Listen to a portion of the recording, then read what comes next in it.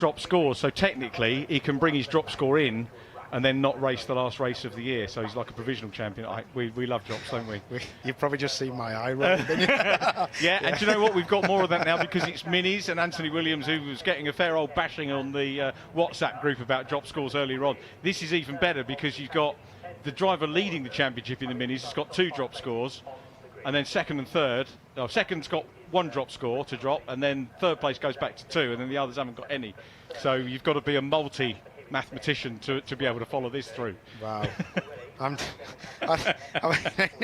don't know what to say, mate. I just know the only good thing, Paul, is that a few years ago, and I've said this before, apologies for repeating it, when we covered the minis at Snetterton in their finale the year before they joined TOCA, they used to get points for fastest lap, 6, 5, 4, 3, 2, 1 for the top 6 fastest laps as well. And drop scores. Yes. And I was having a mare sitting there in the little cupboard at Snetterton trying to work all that out. Thankfully they stopped that. That was Anthony Williams, the championship owner. That was his one concession to us. Oh, dear. Ginetta moment though, let's have a look at the standings for the Ginetta GT4 Super Cup after round 18. James Kellett, the new champion, Tom Empson in second, 80 points adrift, still battling with Aston Millar for third, Henry Dawes fourth from Reece Summerfield. Then it is on to the G56 Amateur Drivers' Championship, won by Wes Pearce. Congratulations, Wes. Darren Leung second from Colin White and Mike Brown.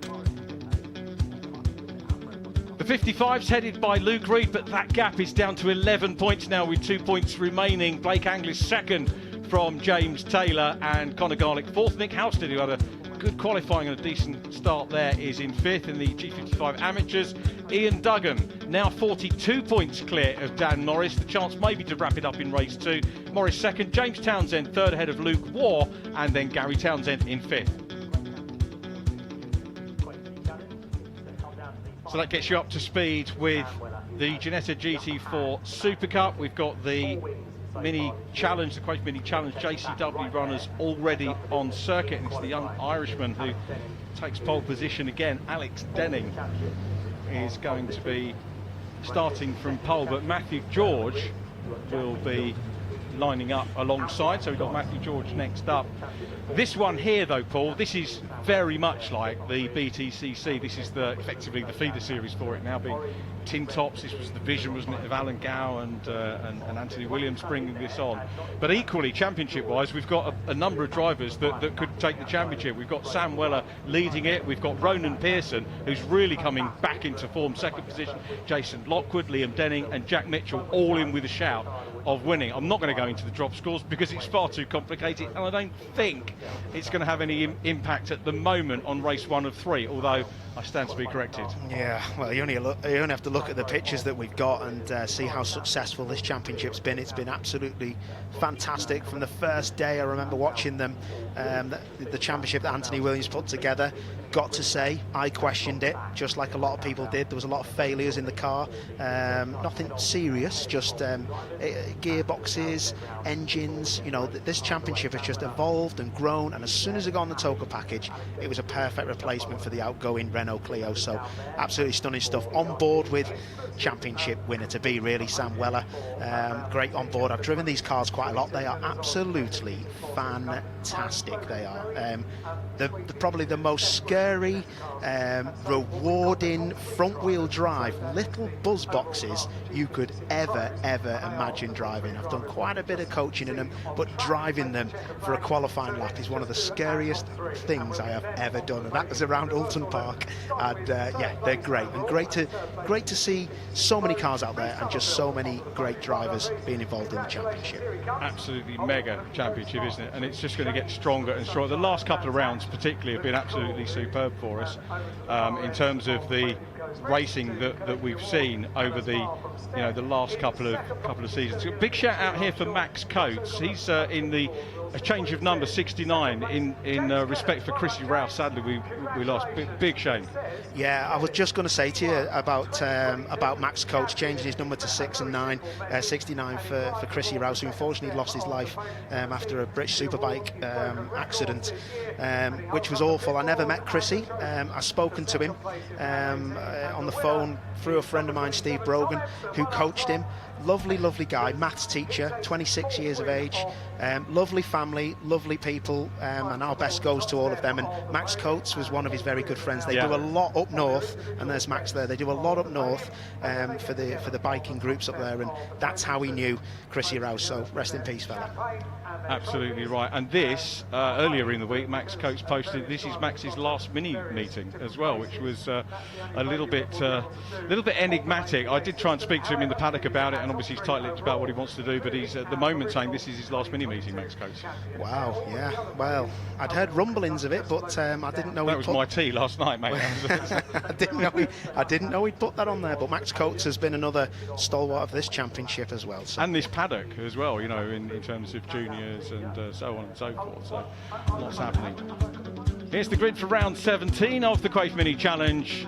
Oh no, it's the championship standings, beg your pardon. Getting ahead of himself there.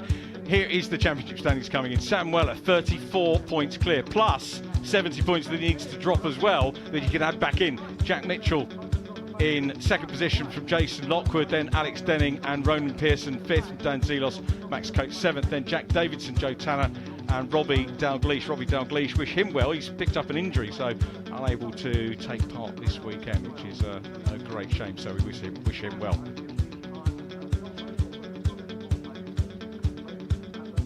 Pole position though here at Brands Hatch going to Alex Denning from Matthew George. Matthew George in only his second meeting in JCWs. Ronan Pearson is on row 2 with Jack Mitchell. Sam Weller with the onboard camera, and he's deliberately qualified a little bit further back so we get some good shots on turn 1. Lewis Brown is alongside him in the 39 car on the outside of row 3. Sam Smith and Joe Tanner next up from Max Coates and Dan Zelos, the outgoing champion.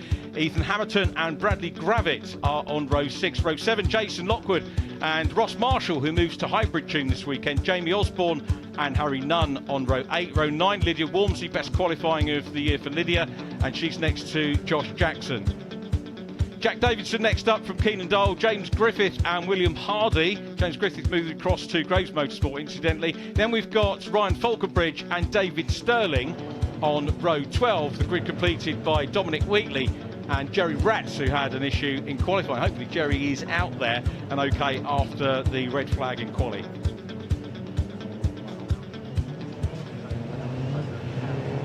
Ideal conditions here for JCW Mini Racing, and we really are at the sharp end of things here, with, as I say, drop scores to take into account. Here is the man. This guy has just delivered all the way through the season. And here we are. It's a slightly shorter one because they only do 7 events. This is event 7 of those. But Sam Weller, and I've been accused of cursing the commentator quite a lot actually already this weekend, but he's not had a DNF this year, so drops 2 scores. Yeah, exactly. He's been so good, hasn't he? I hope we see a lot of this on board. This is proper. Honestly, I can't tell you how nervous these cars are. They're on different tyres now from when I drove them, but yeah, they're a bit less oversteery, a bit less nervous. But Sam Weller has been absolutely astounding. I remember him in the lower categories of the minis, coming up through the ranks. And I remember meeting him for the first time at Snetterton, and he was just so nice. I remember thinking, I hope that man does well. And as soon as he come into this, he was quick, and now he's got this team together, hybrid tune. And he's still nice. And he's still nice, and that's what I like about people. He doesn't forget, because when you're on the way up, it's easy to forget about the idiots like me and you when you come back down. Yeah, I agree. But yeah, all the best. He's looking ahead, Paul. I mean, the view ahead for him is that black and turquoise car of Jack Mitchell, and you know, Jack's up there and still in with a shout at the championship on drop scores on 5.94. He's only a point behind the pole man, Alex Denning. Nearly called him Liam Denning there, but in 5th position on home track. So Jack Mitchell here, very handily placed, I think, on his home track to get a few points from 5th on the grid, and it's not impossible. Yeah, I think, again, looking at that grid, you don't expect some people to be where they are. I mean, Alex Denning, I think, has been absolutely mustard in this championship, especially at the end of the year. But Jack Mitchell in that 19, like you say, he's got a few things that can happen here, and he won't be giving up just yet. I've made the comparisons with touring cars, and it can be, in terms of fortunes, changing, because if you look at the likes of Dan Zelos, the reigning champion, coming back, and Dan Zelos is a little way down the standings, and certainly a little way down the grid. He's the reigning champion, 11th on the grid, with the likes of Max Coates just ahead of him. So it is very much a championship that can reward you one year and then punish you the next, as we've seen with Dan Zelos. We said at the start of the year it was very brave for him to come back into the championship. We have a car in, like a safety car in pit lane. You rotter, pointing me at a car in. That was my fault. That was my fault. That I thought I seen a car coming down the pit lane. So there is a car in pit lane. So any commentators out there looking to do this job, just point at things at the comms box window, and you can really put your teammate off in the comms box. But yeah, Ria coming through. Jerry now. Ratz, Jerry Ratz, good, yeah, after an off in qualifying. He's been quick actually as well in the rookie. He's been one of the rookie drivers who's been able to, get stuck in, and one of the few drivers to take points away from the likes of Alex Denning, who actually wrapped up the rookie championship at the last round. I mean, Denning has had, how many wins is it in terms of 14 wins? Sam Smith won the rookies at the last race. He's back with us this weekend as well. But Jerry Ratz has had a win as well. So lots of very good rookies in the championship as we get ready for round 18 of the Crate Mini Championship. Alex Denning will get the cars off the line. What a great field we've got here as they head down into Paddock Hill Bend for the first time. It's a good start from Matt George in second place for Hybrid Tomb. He's got someone else looking up his inside. Ronan Pearson trying to get up into second position, but I tell you what, Denning is trying to check out and get away. Pearson up into P2. Pearson, who had a hat-trick of fastest laps last time out and wants to cut the gap. Look at Pearson going very wide there around Druids, but it does give him the inside run as they come down into Graham Hill Bend. Wow, I think that was Jack Mitchell. Yeah, Jack Mitchell went round the outside of a few people. He's still trying to get the job done. Sam Weller, championship leader, on board with now as they go onto the Grand Prix circuit. Can he get on the inside? No, he'll try the switchback. He's checked up though because he doesn't want to drive into the back of Pearson. But fantastic start by Denning, but an even better start for me was Jack Mitchell. Yeah, well, we said discount him on the home tarmac at your peril. And but look at Denning though. Denning's away. I mean, surely there was some shenanigans with second, third, fourth, fifth off the grid. The young Irishman is very much away. Interesting to see Max Coates in the mix there with his teammate, great teammate Don Wheatley, a little bit further back. But Denning, very, very, look at that huge lead already. Well, I just think that's cold tyres. The other people around him, especially George, there in that yellow and grey car, that number 11. Sorry, George is number 2, isn't he? So Weller's up above him. So George dropped back, and that checked everybody up. But Pearson really got on with it. And Weller there in that number 11 is really having it large. Yeah, Weller's going to be keeping a very close eye on Pearson. Second in the championship, Jason Lockwood is third. Lockwood's down in 10th place at the moment in 3.15, but we ride on board into Paddock Hill Bend with the championship leader. Yeah, 5th gear, just down 1 gear in the mini challenge car. Don't get on that track limit. Up to Druids now, down 3. There you go, down into 2nd gear, get the car turned in. Oh, big sideways from Ronan Pearson. You never usually see that in a slow corner like that. So that left rear is definitely cold. So that's why they've been going so slow out the back, because they don't want to spin off. So that left rear not doing him justice around Druids there. But now they're going to come back onto that Grand Prix circuit. But just look at the inputs there.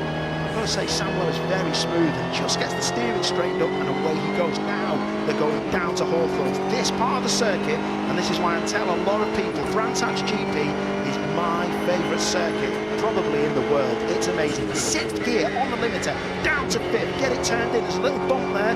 He just gets over it nice and gently, but it should be just down 1 gear now into Westfield. A bit of curve on the inside. No, they stay in 5th. These cars have a lot of torque. They've got the same engines as the BMW touring cars, just down-tuned a bit. And down 1 gear it is then for Dingle. Look how much Ronan Pearson's car's moving around in front. Into Sterling's, down another gear into 3rd. Loads of curve on the inside, cambered up. Use the power of the car now and get it through, but it's so fast, that corner. Last corner, clear ways, down 1 gear, get it turned in. Oh, he's gone up 1 gear, he went down and then he went up, so he's obviously got a lot more grip than he thought. But Dan Zelos now is dancing around trying to get rid of everyone else. He is trying to, and you know, the comparison or the parallels with the British Touring Car Championship, as Lockwood looks to the outside there, very much on the fact that if you screw up race 1 and end up at the back, you've got an awful lot of work to do to get back into the points for race 2 and race 3. Locker's on the inside, he's going to make the move there on Lewis Brown. great switchback that was on Lewis Brown. That was a fantastic move that was from Lockwood in that 315, that orange car. He timed that to perfection. I'd just seen it in the corner of my shot. Lewis Brown's compromised. Now Dan Zelos is having a go of him round the outside on Brown. Can he get the undercut? No, he can't, and he's just now trying to get back online, so he's not compromised on the exit, which someone's just done that as soon as I said it. Big cloud of dust, loads of wheel spin on the exit. Last thing you need down there. Absolutely right. When you look at the top 12 at the moment in this race, and indeed probably quite a few drivers outside of that, all of those, we wouldn't be surprised if they'd won a championship in this or were up in contention. And we've got the likes of Ethan Hamilton down in 12th, and you've got Brad Gravitz getting better and better, Jamie Osborne. Nice to see Ross Marshall doing a lot better this weekend. He's in 15th place, so he's really elevated himself with the move to hybrid tune this weekend. Great to see the Scott doing the business. I think he's top, not quite top Scott in this one. Joe Tanner in 5th place doing a decent job again for hybrid tunes. The old Scots are getting together in hybrid tunes, isn't it, at the moment? Tanner and Marshall. Yeah, I'm not going to say anything. Go on. No, Denning's on the away. other hand. Yeah, he has gone. I mean, he is gone. I can't see them catching him. He's just done another fastest lap on lap 3, and it's a 10th quicker than Mitchell. And Mitchell is not really taking too much out of him. He's not taking anything out of him at all. So yeah, there's a lot going on, isn't there? But look at this Pearson again in that 66. Look how much lock that Sam Weller puts on, and I mean steering lock. I mean that is a lot of steering lock. So maybe those front tyres are just struggling now to keep that car where it needs to be. Look at that. Did you see that? Yeah. The twist of that button you've just seen in that Mini, that was him going to the rear with the brake bias. So clockwise is rear on the Mini, so you turn that dial, that silver dial that's near that white top of that sequential box, you turn it as many times as you think is possible to put brake at the rear, because he was obviously thinking he's locking up the front. That was a great on-board shot. Yeah, good explainer as well. Thanks very much indeed for that, Paul. So we're watching the view from the 4th place car, looking ahead to 3rd of Ronan Pearson, who's gaining in confidence, and I know was just going to be, I didn't think was ready to be second in the championship at this stage. Here's the restart. Let's have a quick look again at the cold tyres on the start. I think it's P2, George, there, just in the middle of your shot now that the camera's panning on. He makes not a great start. Look at Pearson on the inside of it, but look at Jack Mitchell. He goes 3 wide, around 2, tries to, and then people start dropping back. But Mitchell in that green and black car was absolutely phenomenal. It doesn't stop here though, because they get round Druids. Pearson runs wide, slides sideways in the yellow, black and red car. Mitchell goes, I'll have a bit of that. Tries to hang it round the outside of Graham Hill Bend. Look how much confidence Mitchell has in that green and black car, the Weir O'Toole supported car. And then he tries to bring George back through with him. But yeah, that car is really loose of that 66, Ronan Pearson.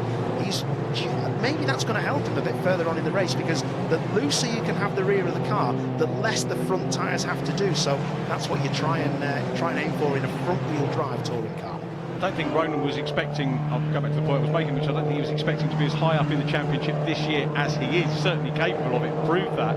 So he's had to kind of adapt as he's gone along to being one of the front runners in this championship now, and doing a grand job here, actually beating Weller. I'm wondering how much Weller is going to be settling for points at this stage, because fourth position is not going to do him any disservice at all in terms of championship points. Yeah, definitely.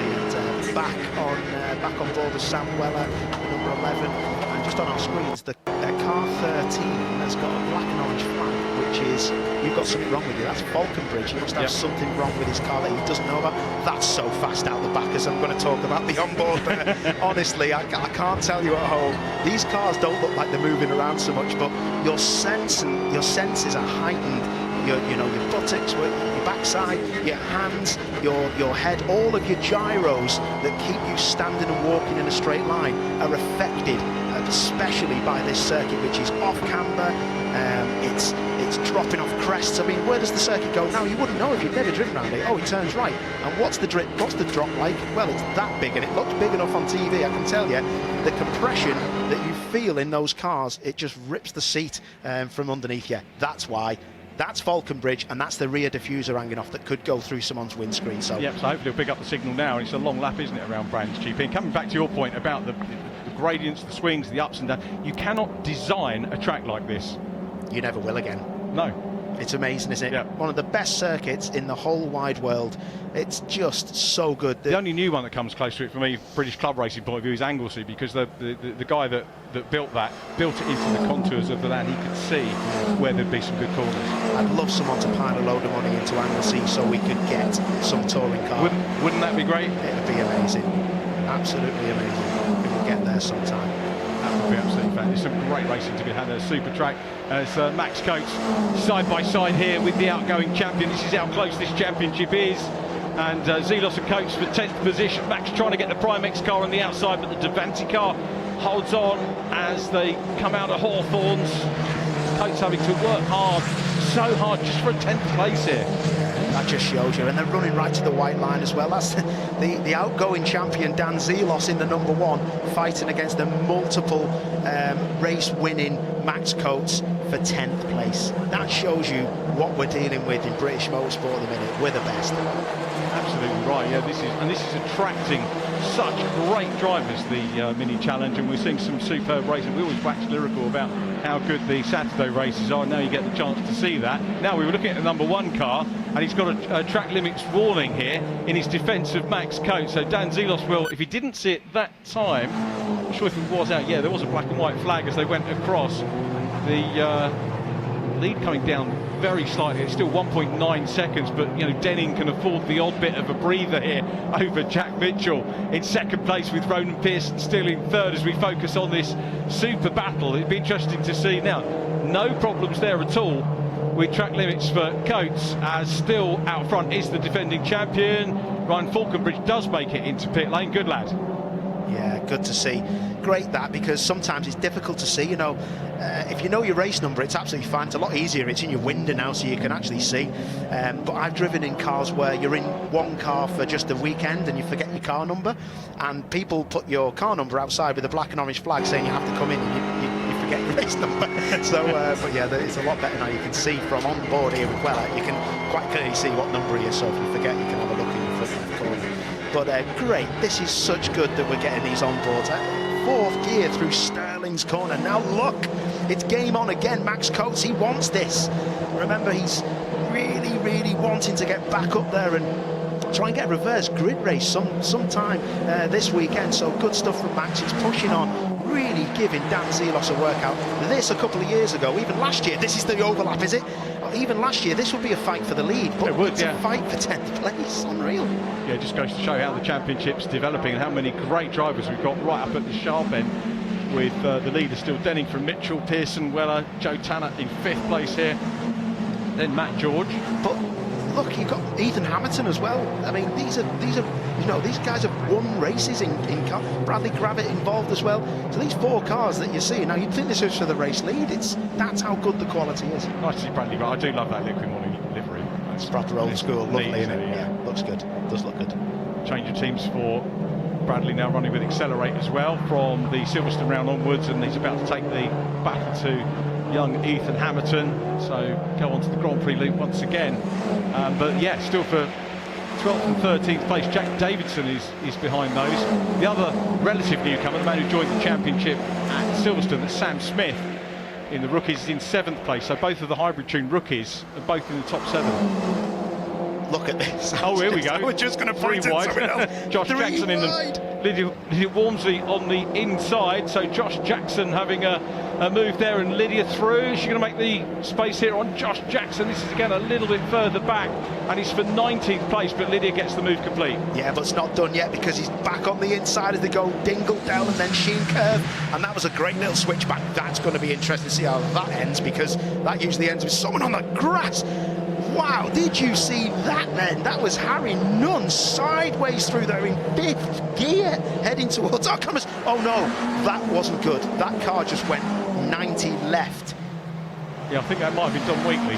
Oh, has he hit anything? It is Don Wheatley. No, he's gone out of that. There he is. I don't like to see a car in 4th and 5th gear through Sterling go left. For sure. Oh, I'm glad we've seen that he's okay. God, thank goodness for that. Keenan Dolan and Harry Nunn still in the mix.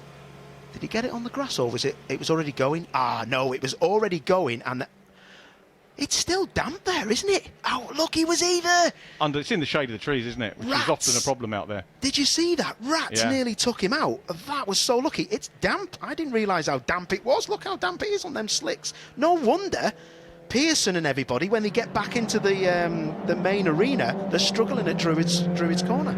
So yeah, it's still damp. Interesting. Keenan Doley, and Lydia's going to have another look here, so trying to get involved with James Griffith side by side. Lydia's going to be the wrong side as they go up towards Hawthorn, so Lydia's best qualifying of the season thus far this year, and working hard. The driver there in the light blue car that managed to get ahead of her earlier on, Josh Jackson's probably got a wee bit more racing experience around the Grand Prix loop, having done GT Cup, who have at least one round a year here on the Grand Prix circuit, so maybe a little bit more experience. Certainly not, though, front-wheel drive in the minis. Yeah, 1.4 now. Yeah, it's kind of going up and down, isn't it? There's a 10th here, a 10th there, but I would say overall Mitchell is definitely catching the leader, but it's maybe not enough. But once you're in a striking distance of a second, that's when mistakes come from the leader, and then second place pushes on. So if we get it down to a second, we're quitting for a little battle there. But talking of battles, it's still Maximus Coates just missing the apex there and trying to get right within Dan Zelos. So frustrating when you can't get close enough for a challenge. It is.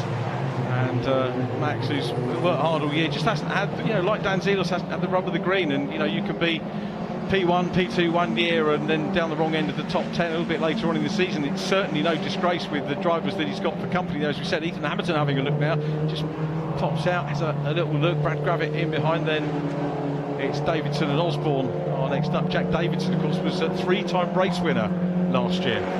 That battle for the lead is going to be coming down pretty soon, because I've just seen he's took 3 tenths out of him now as we go back to another battle, and that is Battle Royale. That's Keenan Dole, isn't it, in the treble 7, fighting off everyone else. But I think the lead now is definitely starting to close in. I think back to the equivalent, this race at Alton Park, and I was standing at Alton Park on the bank with Terry Mitchell, Jack's dad, and he said, we've got the car set up so it comes on later in the race, and he was waiting for it, and then we had a red flag.